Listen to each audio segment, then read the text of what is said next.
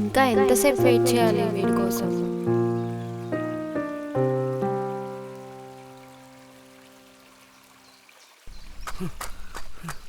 అమ్మయ్య, ఇప్పటికైనా వచ్చాడురా బాబు.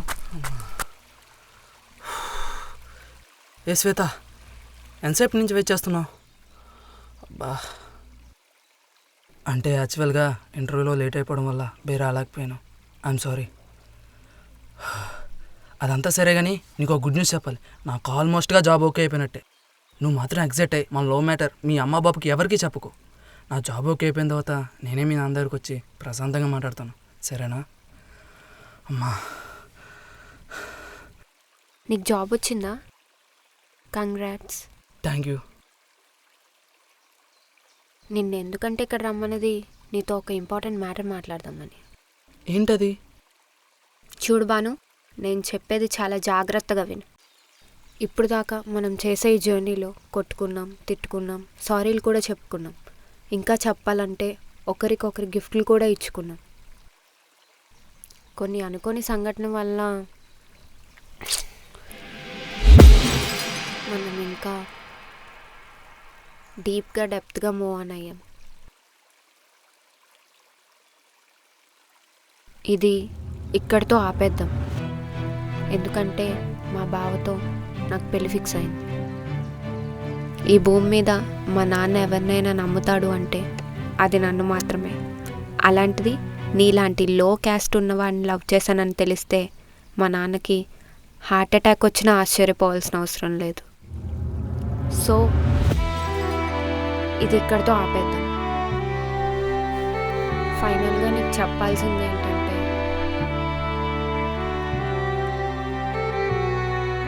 Let's breakup.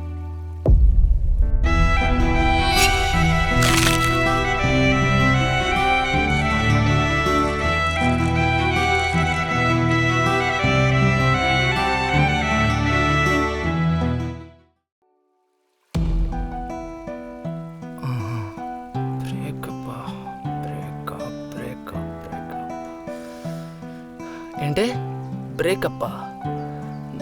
నాకు తెలిసే, నేను ఎక్స్పెక్ట్ చేశా. మా ఫ్రెండ్ గడు అప్పటికే చెప్తున్నాడు అది పెద్ద రండిరా అని, కానీ నేనే వెళ్ళా. ఇప్పుడు కల్లారా చూశాక నమ్మక తప్పట్లే. మళ్ళీ రండి అంటే ఏంటని నన్ను అడక్కే. దాని మీనింగ్ నాకు కూడా తెలియదు.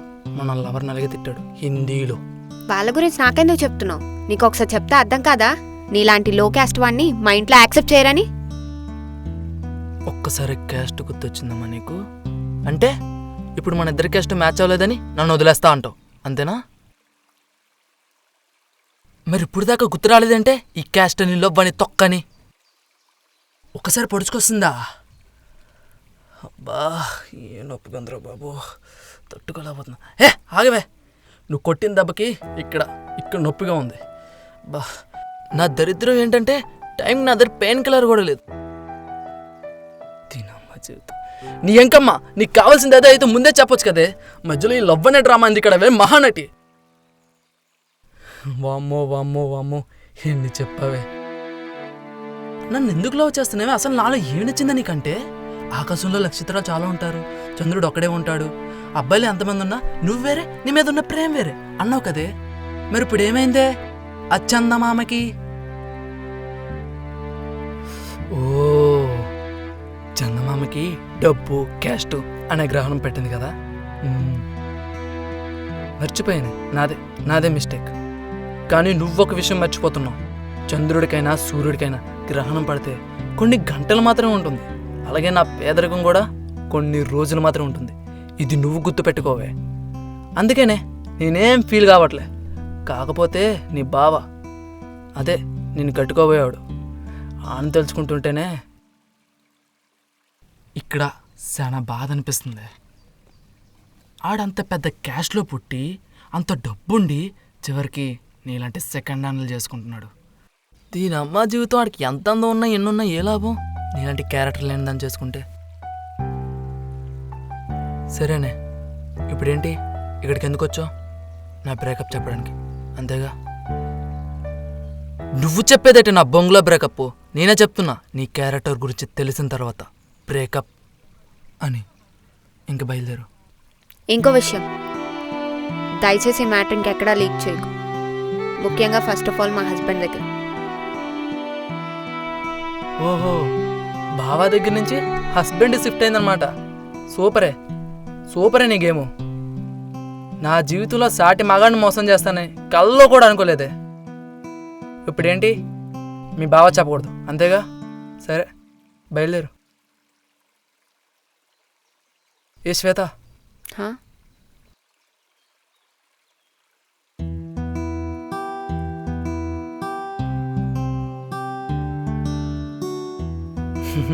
అంటే ఏం లేదే, నువ్వు నీ పెళ్ళి పిలిచావనుకో, నా పట్టిన గ్రహణాన్ని చూసేసి నీ పెళ్లి భోజనం చేసి దానికో బెస్ట్ రివ్యూ ఇచ్చి నా దారి నేను పోతా. ఓకేనా? ఇదంతా సీరియస్. ఏంటి అంత సీరియస్గా చూస్తున్నావు? మీ ఊరికి లాస్ట్ బస్ వచ్చే టైం అయింది, బయలుదేరు. ఒకప్పుడు అదే బస్సు మిస్ అయితే బాగున్నావు.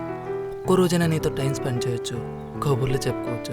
అబ్బాబ్బా ఏవేవో కోరికలు ఉండేవి. కానీ ఎప్పుడైతే నువ్వు నా దాన్ని కాదు వేరేవాడి బాధ్యత అని తెలిసిందో,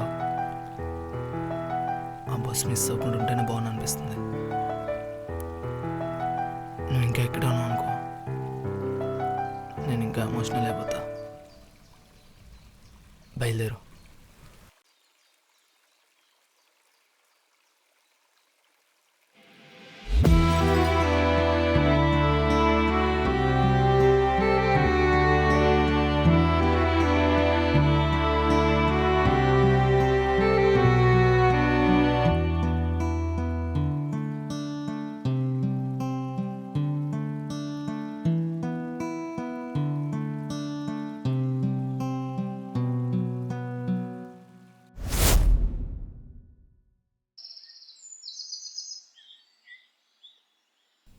హే, ఒక నిమిషం ఆగు. ఎక్కడికి? ఒక్క అడియం ఇవ్వరా?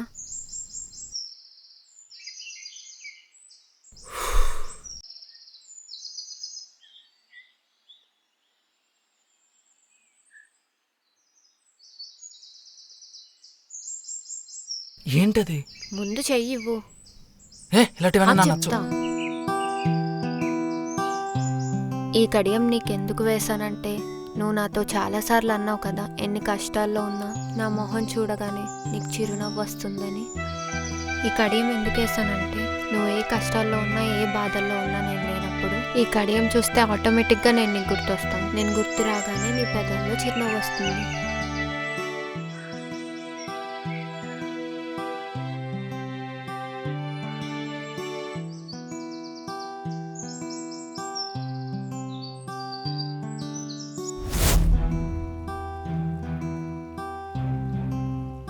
నువ్వే నాతో లేనప్పుడు నీ జ్ఞాపకాలు కూడా నాతో ఉండకూడదు.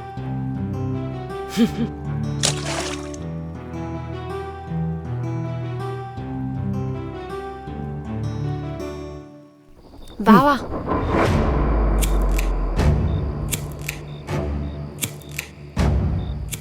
వాడితో ఏ సుఖాన్ని అనుభవించు, కానీ పెళ్ళి మాత్రం నాతోనే. అర్థమైందా?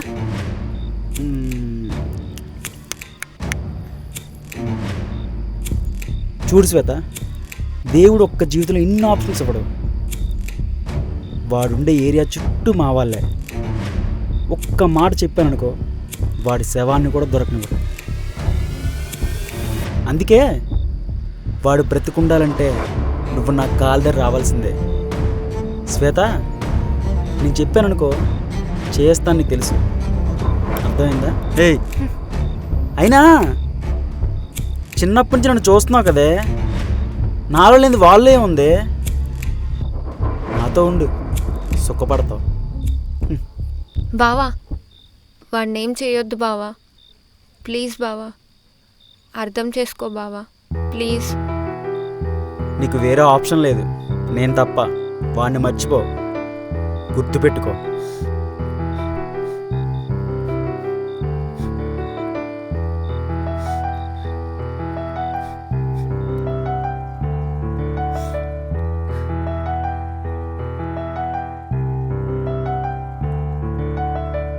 ఐఎమ్ సారీ రా.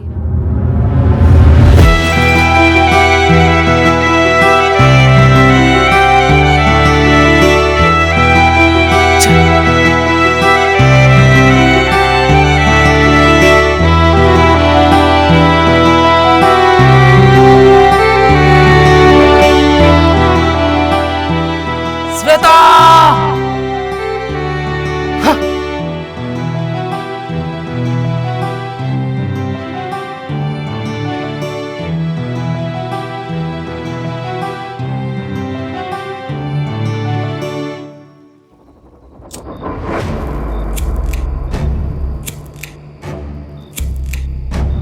ఇంకా ఎంతసేపు కొనుక్కుందో ఏంటో వాడుతో.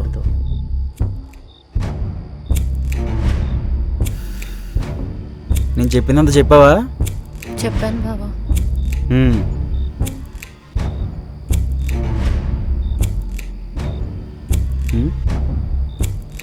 బండెక్కు. బావా, బస్కి వెళ్తాను బావా. ఏంటి? ఏం లేదు బావా.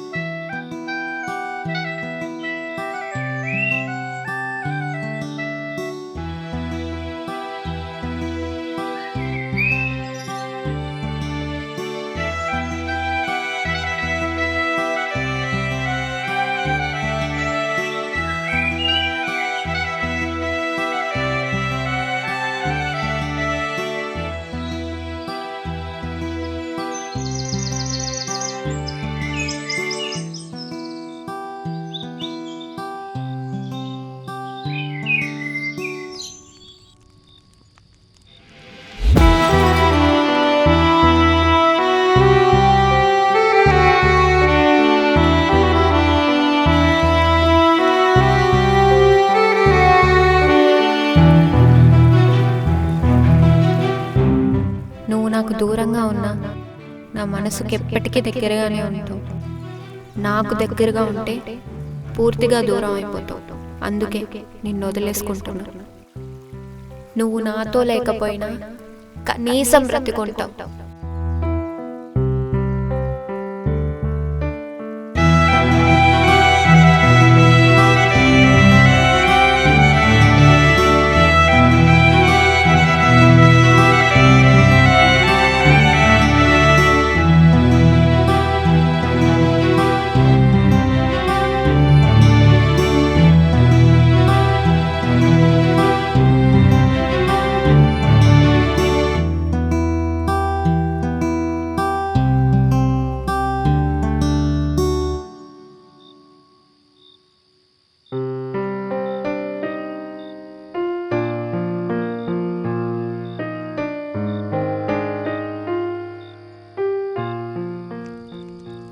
ఇన్నేళ్ళు ఒక అమ్మాయి మైలో పడి టైం వేస్ట్ చేశాను. అందరూ అనుకుంటారు వీడి బ్రేకప్ అయిందంటే వీడి జీవితం ఇంకా నాశనం అయిపోయినట్టే అని. కానీ వాళ్ళకు తెలియంది ఏంటంటే నా జీవితం ఇక్కడితో ఎండ్ అయిపోలేదు.